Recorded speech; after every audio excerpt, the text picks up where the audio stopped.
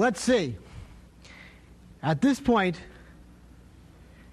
you should be getting the feeling, what's this nonsense this Sussman character is feeding me? There's an awful lot of strange nonsense here. After all, he purported to explain to me Lisp, and he wrote me a Lisp program on the blackboard. The Lisp program was intended to be an interpreter for Lisp, but you need a Lisp interpreter in order to understand that program. How could that program have told me anything there is to be known about Lisp? How is that not completely vacuous? Right? It's a very strange thing. It doesn't tell me anything at all. Well, you see, the whole thing is sort of like these Escher's hands that we see on this slide. Okay? Yes, eval and apply each sort of draw each other and construct the real thing, which can sit out and draw itself. Escher was a very brilliant man. He just didn't know the names of these spirits. What I'm going to do now is I'm going to try to convince you that both this means something, and as an aside, I'm going to show you why you don't need definitions. Just turns out that sort of falls out. Why definitions are inessential in a mathematical sense for doing all the things that we need to do for computing. Well, let's see here. Consider the following small program. What does it mean? It's a program for computing exponentials.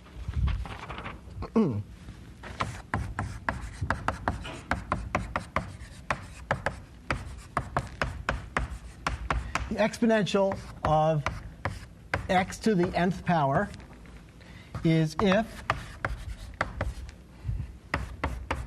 n is 0, then the result is 1. Otherwise, I want the product of x and the result of exponentiating x to the n minus 1 power.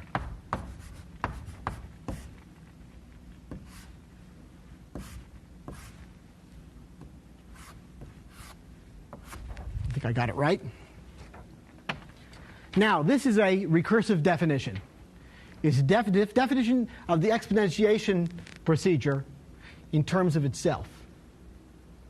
And as has been mentioned before, your high school geometry teacher probably gave you a hard time about things like that. Was that justified? Why does this self-referential definition make any sense? Well, first of all, I'm going to convince you that your high school geometry teacher is telling you nonsense. Consider the following set of definitions here. X plus y equals 3, and x minus y equal 1. Well, gee, this tells you x in terms of y, and this one tells you y in terms of x, presumably. Okay? And yet this happens to have a unique solution in x and y.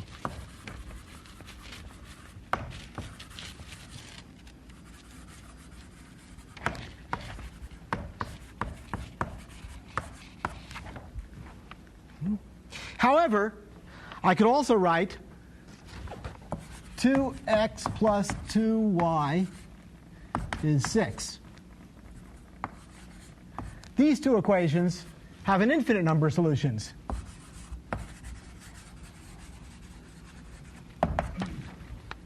And I could write you, for example, x minus y equal 2, and these two equations have no solutions.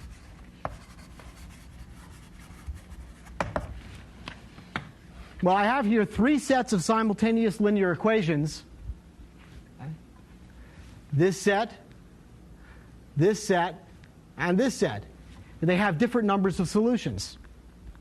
The number of solutions is not in the form of the equations. All three sets have the same form. The number of solutions is in the content. I can't tell by looking at the form of a definition whether it makes sense, only by its detailed content. What are the coefficients, for example, in the case of linear equations? So I shouldn't expect to be able to tell, looking at something like this, from some simple thing like, oh yes, expt is the solution of this recursion equation. Expt is the procedure which, if substituted in here, gives me expt back. Okay? I can't tell, looking at this form, whether or not there is a single unique solution for expt, an infinite number of solutions, or no solutions. It's got to be how it counts and things like that, the details. And it's harder in programming than linear algebra. There aren't too many theorems about it in programming. Well, I want to rewrite these equations a little bit, these over here, because what we're investigating is equations like this. But I want to play a little with equations like this that we understand, just so we get some insight into this kind of equation.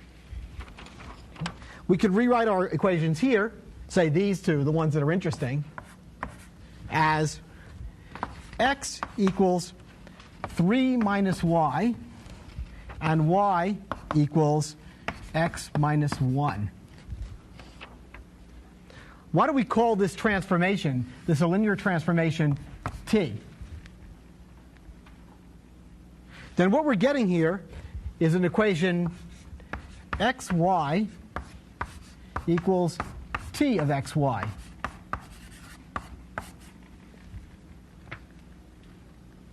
What am I looking for? I'm looking for a fixed point of t. The solution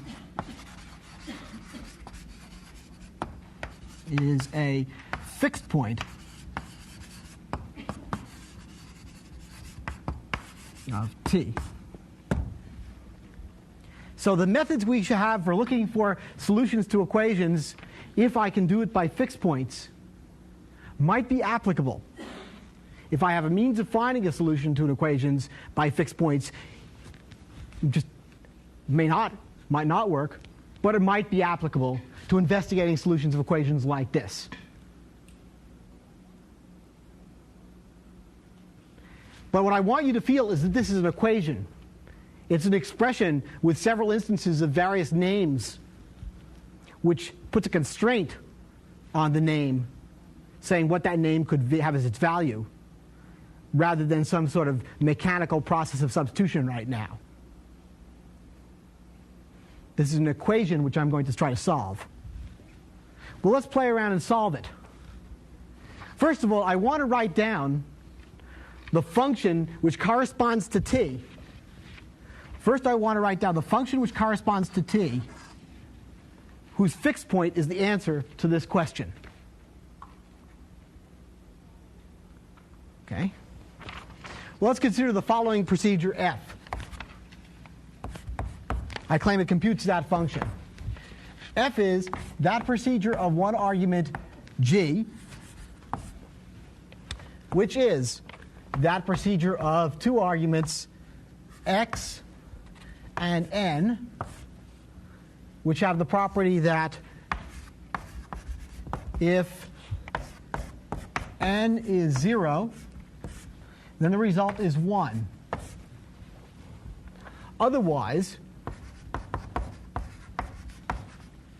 the result is the product of x and g applied to x and minus n1 minus g times else con lambda lambda. Okay?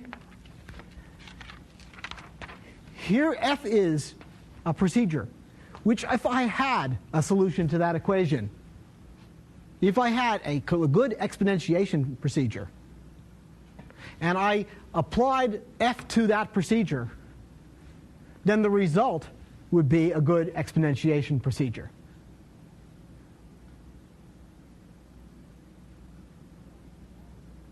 Because what does it do?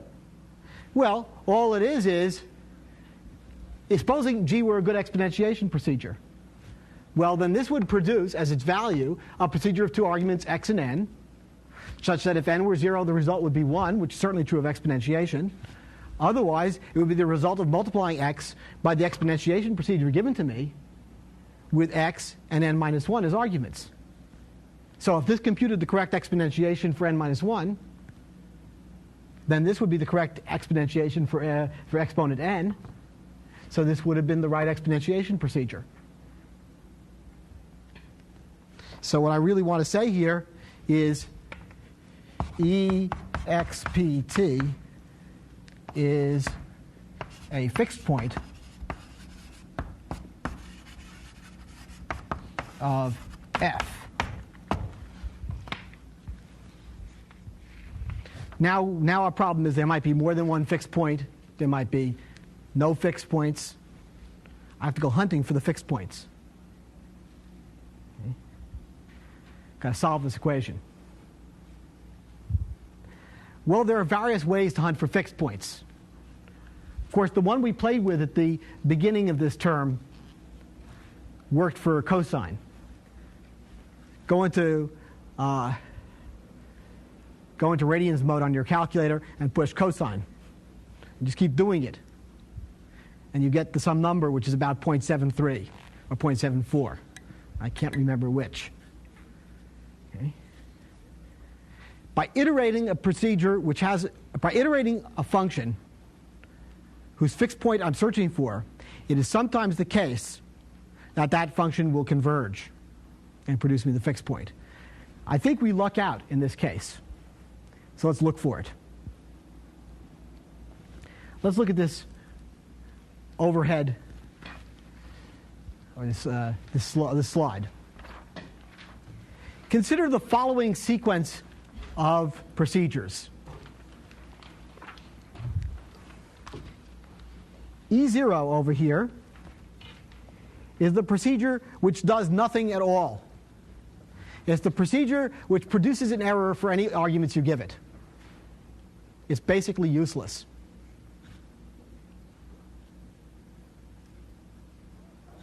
Well, however, I can make an approximation. Let's consider it the worst possible approximation to exponentiation, because it does nothing. Well, supposing I substitute E0 for g by calling f, as you see over here on E0. So you see over here, I have E0 there. Then g, what's E1? E1 is a procedure which will exponentiate things to the 0th power with no trouble. It gets the right answer. Anything to the 0 is 1, and it makes an error on anything else. Well, now, what if I take E1 and substitute it for g by calling f on E1? Okay. Oh gosh, I have here a procedure of 2 arguments. Now remember, E1 was appropriate for taking exponentiations of 0, for raising to the 0 exponent. So here, if n is 0, the result is 1, so this guy's good for that too. However, I can use something for raising to the 0th power to multiply it by x to raise something to the 1st power. So E2 is good for both powers 0 and 1. Okay? And E3 is constructed from E2 in the same way. And E3, of course, by the same argument, is good for powers 0, 1, and 2. Okay? So I will assert for you, without proof, because the proof is horribly difficult, and that's the sort of thing that people call denotational semanticists do. I suppose it was invented, this great idea was invented by Scott and Strachey. They're very famous mathematician types who invented the interpretation for these programs that we have that I'm talking to you about right now. And they prove by topology that there is such a fixed point in the cases that we want. But the assertion is expt is limit as n goes to infinity of En. And that we've constructed this by the following way. Well, it's f of f of f of f of f applied to anything at all. It didn't matter what that was. because in fact this always produces an error applied to this. That's by an infinite nesting of f's. So now my problem is to make some infinite things. We need some infinite things. How am I going to nest up an f an infinite number of times? I better construct this. Well, I don't know. How would I make an infinite loop at all? Let's take a very simple infinite loop. The simplest infinite loop imaginable.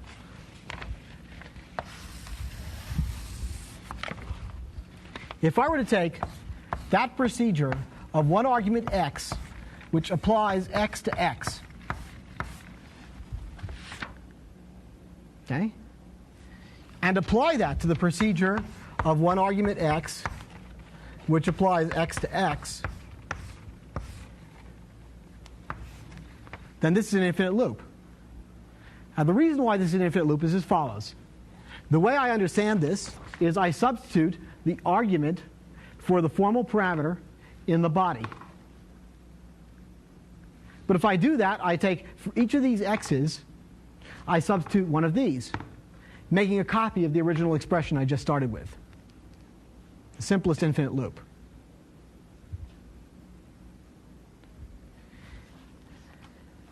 Now I want to tell you about a particular operator which is constructed by a perturbation from this infinite loop. I'll call it y. Okay, y. This is called Curry's paradoxical combinator, y, after a fellow by the name of Curry, who was a logician of the 1930s also. And if I have a procedure of one argument f, well, what's it going to have in it? It's going to have a kind of infinite loop in it, which is that procedure of one argument x, which applies f to x of x, applied to that procedure of one argument x, which applies f to x of x. Now, what's this do? Suppose we apply y to f.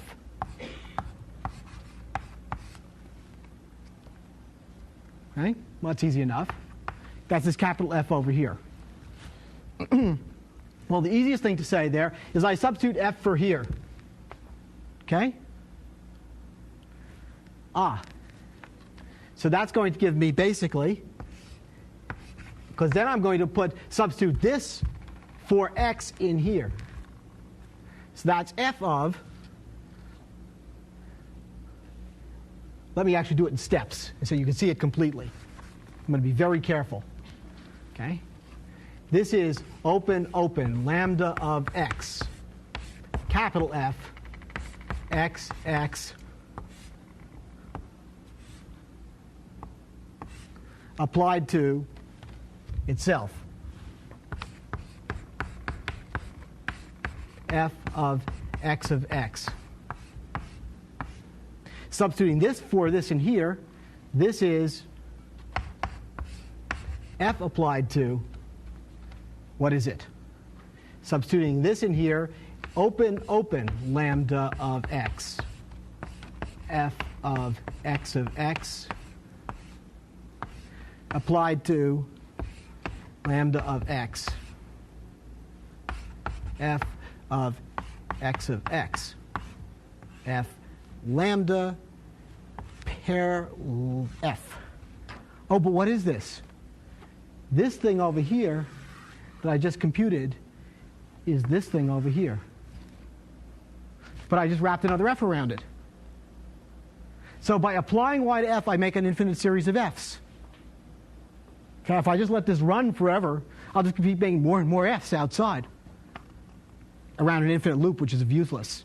But it doesn't matter that the inside is useless. Okay, so y of f is f applied to y of f. So y is a magical thing which, when applied to some function, produces the object which is the fixed point of that function, if it exists. and if this all works. Okay? Because indeed, if I take y of f and put it into f, I get y of f out. Okay. Now I want you to think about this in terms of the eval-apply interpreter for a bit. I wrote down a whole bunch of recursion equations out there.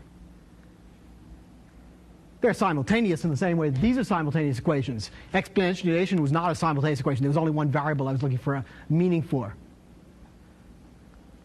But what Lisp is the fixed point of the process, which says if I knew what Lisp was and substituted in for eval and apply and so on the right-hand sides of all those recursion equations, then if it was a real good Lisp, if it was a real one, then the left-hand side would also be Lisp. So I made sense of that definition. Okay. Now, whether or not there's an answer isn't so obvious, and I can't attack that. Now, these arguments that I'm giving you now are quite dangerous. Let's look over here. These are limit arguments. We're talking about limits, and it's really calculus or topology or something like that, a kind of analysis. Okay? And here's an argument that you all believe, and I want to make sure you realize that I could be bullshitting you. Right? What is this? U is the sum of a half and a quarter and an eighth and so on, the sum of a geometric series. And of course, I could play a game here. U minus 1 is a half plus a quarter plus an eighth and so on. Okay? But now what I could do here, oops, there's a parentheses error here, but I could put here 2 times u minus 1 is 1 plus a half plus a quarter plus an eighth. Can I fix that?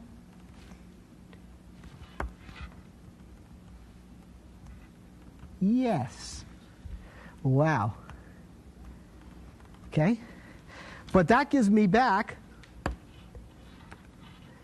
2 times u minus 1 is u. Therefore, we conclude that u is 2. And this actually is true. There's no problem like that. But supposing I did something different. Supposing I start up with something which manifestly has no sum. V is 1 plus 2 plus 4 plus 8 plus dot, dot, dot. Okay? Well, V minus 1 is surely 2 plus 4 plus 8 plus dot, dot, dot. Right? V minus 1 over 2, gee, that looks like V again. From that, I should be able to conclude that that's also wrong, apparently. V equals minus 1.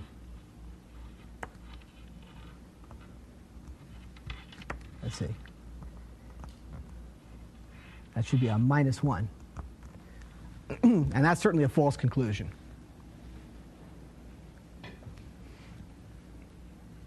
So when you play with limits, arguments that may work in one case, and they may not work in some other case, you have to be very careful.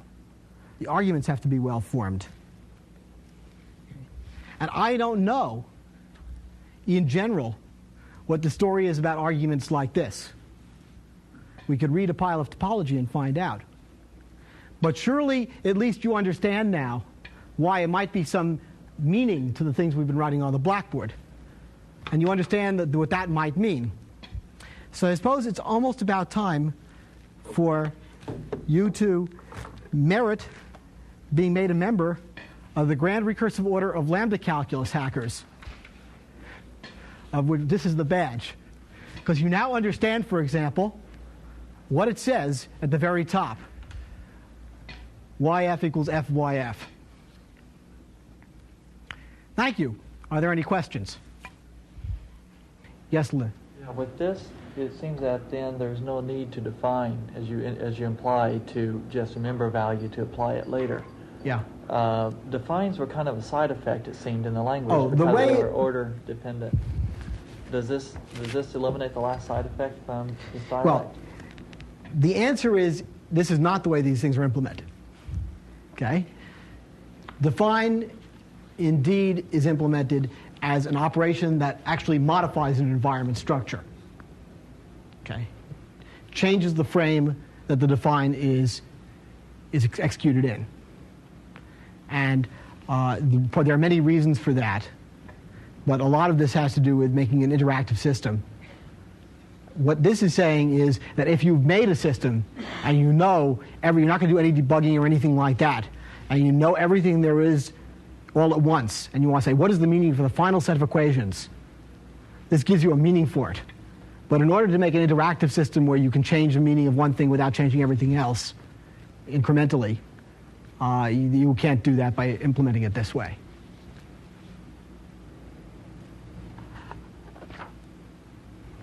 Yes? Another question on this, your dangerous slide. It seemed that the two examples that you gave had to do with convergence and non-convergence. Yes. Right. And that may or may not have something to do with function theory in a way which would lead you to think of it in terms of linear systems or nonlinear systems. But how does this convergence relate to being able to see a priori what properties of f might be violated? I don't know. The answer is I don't know under what circumstances. I mean, I don't know how to translate that into less than an hour of talk more. What are the conditions for which we know that these things converge? And indeed, all that was showing is that arguments that are based on convergence are flaky if you don't know the convergence beforehand. You can make wrong arguments. You can make deductions that as if you know the answer and not be stopped somewhere by some obvious contradiction. Mm-hmm. So can we say then that if f is a convergent mathematical expression, then the recursion property can be also I think there is a technical kind of f, okay, that there is a technical description of those f's that have the property that when you iteratively apply them like this, you converge. Things that are monotonic and continuous, okay, and I forgot what else. There's a whole bunch of little conditions like that, okay, which have this property. Now, the real problem is deducing from looking at the f, its definition here, whether or not it has those properties. And that's very hard. The properties are easy. You could write them down. You can look in a book by Joe Stoy. It's a great book. Stoy. It's called the Scott-Strachey method of denotational semantics.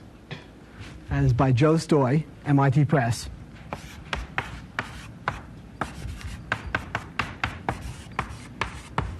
And he works out all this in great detail, enough to horrify you. But it really is readable.